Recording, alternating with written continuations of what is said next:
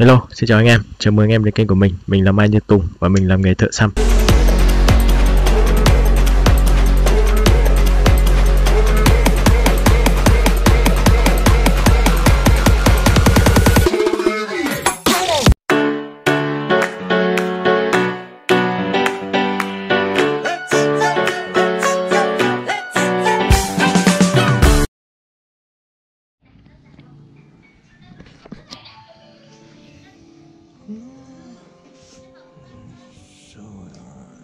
Đây là buổi thứ 3 của cái tay, kính tay.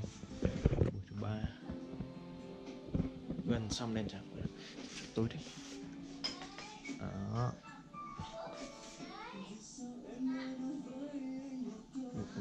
Em dỡ.